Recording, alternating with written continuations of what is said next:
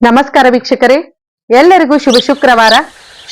ಒಬ್ಬ ಕವಿಗೆ ಬೇಕಾಗಿರುವುದು ಮುಖ್ಯವಾಗಿ ಲೇಖನಿ ಅಲ್ವಾ? ಅಂತ ಲೇಖನಿ ಕವಿಯ ಮನೋಭಾವಗಳ ಅನಾವರಣಗೊಳಿಸುವ ಒಂದು ಸಾಧನ. ಹೌದು ವೀಕ್ಷಕರೇ, ನನ್ನ ಕವನದ ಶೀರ್ಷಿಕೆ ಲೇಖನಿ.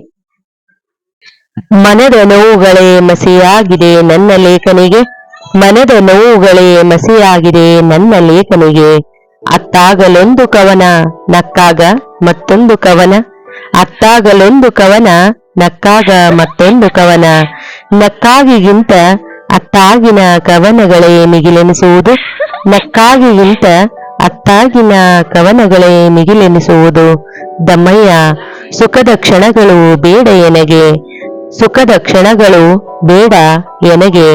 ದುಃಖವೇ ದುಃಖವೇ ಜೀವನ ಪಯಣದಿ ಸುರಿಯುತ್ತಿರಲಿ, ಜೀವನ ಪಯಣದಿ ಸುರಿಯುತ್ತಿರಲಿ. ಕವನ ಧಾರೆಯು ಸಹೃದಯನ ಭಾವಗಳ ತಟ್ಟುತ್ತಿರಲಿ, ಕವನ ಧಾರೆಯು ಸಹೃದಯನ ಭಾವಗಳ ತಟ್ಟುತ್ತಿರಲಿ. ಇದಕ್ಕಿಂತ ಆನಂದ ಸಾಗರ ಮತ್ತೆಲ್ಲಿ ದೊರೆಯುವುದು, ಇದಕ್ಕಿಂತ ಆನಂದ ಸಾಗರ ಮತ್ತೆಲ್ಲಿ ದೊರೆಯುವುದು? ಮತ್ತೆಲ್ಲಿ ದೊರೆಯುವುದು?